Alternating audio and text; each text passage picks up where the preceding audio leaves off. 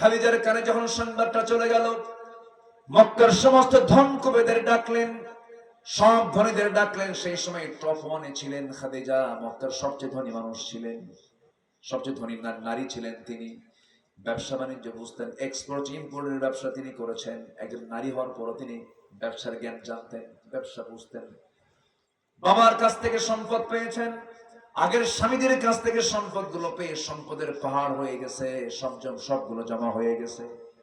যখন সমস্ত ধনীরা যখন এমন রিপোর্ট করলো নবীর বিরুদ্ধে, আমার নবীজির প্রাণপ্রিয় স্ত্রী খাদিজা সবাইকে ডাক দিলেন, সব ধনীদেরকে ডাক দিলেন। সেই সময় পর্দার আয়াত নাযিল হয় নাই, সবাইকে ডাক দিয়ে বসালেন। বসে বলছেন, তোমরা আমার স্বামীর ব্যাপারে কি রিপোর্ট করো বলো তো। কেউ ভয়ে কথা বলে না, কারণ ধনীকে কে কে বলেন, কে? ধনীদের একটা প্রভাব আছে না, প্রভাব আছে। সব চুপচাপ শুনতেছে। এবার খাদিজা নিজেই বলতেছেন, শোনো, আমি আমার স্বামী হিসেবে যাকে পেয়েছি সেই স্বামী মুহাম্মদ আহমদকে নিয়ে আমি তোমাদেরকে 4টা প্রশ্ন করতে চাই। নাম্বার 1 হলো, আমার স্বামীর চরিত্র কেমন? সবাই বলে ফার্স্ট ক্লাস, জীবনে একটা মিথ্যা কথা তার মুখ থেকে বের হয় নাই। খাদিজা বলছেন, নাম্বার 2 প্রশ্ন হলো, আমার স্বামীর চেহারা কেমন? আমাদের জীবনে মুহাম্মাদের মতো সুন্দর চেহারার মানুষ আমাদের দ্বিতীয়টা চোখে পড়ে নাই। নাম্বার 3 প্রশ্ন হলো, আমার স্বামীর বংশ কেমন? এই আরবের সবচেয়ে শ্রেষ্ঠ বংশ বলতে কুরাইশ বংশ কি বলা হয়। তাহলে এবার নাম্বার 4 প্রশ্ন হলো, আমার স্বামীর সম্পদ কেমন, টাকা পয়সা কেমন?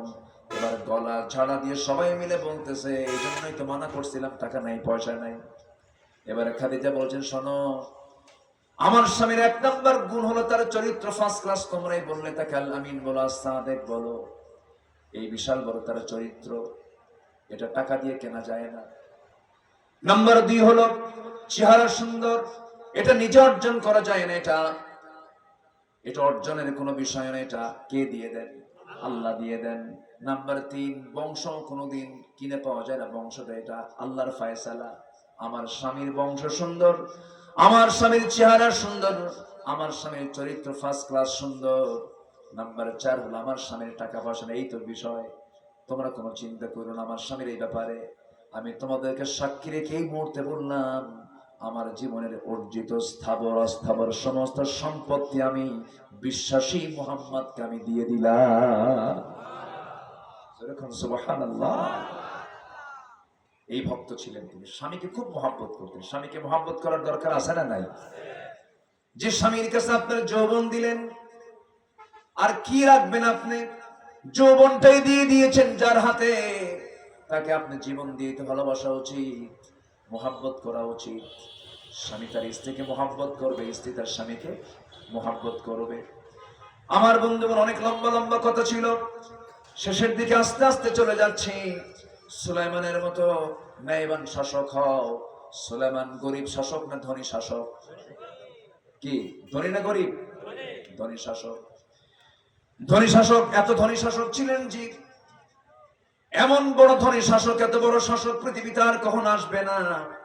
এরপরে মুসার মতো সাহসী হও, নূহের মতো ধৈর্যশীল হও, দায়ী হও, ইউনূস আলাইহিস সালামের মতো বিপদে অধিক জাকির হও, অসুস্থকে নিয়ামত মনে করো, আইয়ুবকে ফলো করো, আইয়ুব আলাইহিস সালামকে ফলো করো। আদমের মতো পারিবারিক রক্ষণশীল হও। আদম আলাইহিস সালাম তার বউকে খুব ভালোবাসতেন। বউকে ভালোবাসা একটি ঈমানের কাজ। অন্যের বউ না নিজের বউ? আজ থেকে অন্যের বউ না নিজের বউ? আল্লাহ আমাদের এই বিষয়গুলো আমল করার তৌফিক দান করুন। জোরে বলে আমিন, আরো জোরে আমিন। সম্মানিত ভাইয়েরা, আমি কথা বাড়াবো না, অনেক রাত হয়েছে, 12:30 বাজে। কেউ কি চলে যাবেন আপনারা? আমরা একসঙ্গে দোয়া করে যাই। আমাদের মনে হয় কোন একটা মেহমান আসছেন। জি, ও আচ্ছা, আসছেন, অতিথি মহোদয় আসছেন তারা। তো আমরা আলোচনার শেষ প্রান্তে চলে আসছি, আমি আর কথা বাড়াবো না। ভালো আছেন, কথা বাড়াবো না। আপনারা তিন প্রথম নীরব হয়ে যে কজন বসেছিলেন সে কজনই মাহফিলে আছেন, ওঠেন নাই। এটা আল্লাহর মেহেরবানি। এত রাত আমরা ধৈর্য নিয়ে বসেছিলাম, আলহামদুলিল্লাহ বলেন। শেষ কাজ হবে কি বলেন তো? বলেন, শেষ কাজ হবে কি? দোয়া। আমরা দোয়া করে এখান থেকে বিদায় নেব, জোরে বলি ইনশাআল্লাহ। আমরা নামাজের মতো করে একটু বসি, নামাজের মতো করে বসি। জি, অতিথি যেহেতু আসছেন, অতিথিকে সম্মান করা কিন্তু ওয়াজিব। অতিথিকে সম্মান করা কি ওয়াজিব। মেহমান, মেহমান আমরা তাকে আমন্ত্রিত করেছি। যিনি এমপি ছিলেন তিনি আসতে পারেন নাই, তার প্রতিনিধি তিনি পাঠিয়েছেন। তিনি একটু মুখতাসার, শুধু সালাম বিনিময় করবেন, এমন এতটুকু সময় দেবেন না আপনারা ইনশাআল্লাহ। জি, ওনার হাতে মাইকটা দেওয়া হোক, উনি সালাম দিবেন, আমরা এরপরে দোয়ার দিকে যাবো ইনশাআল্লাহ। দিয়ে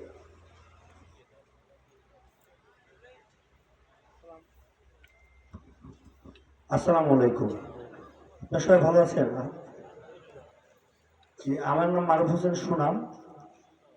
আসলে আমি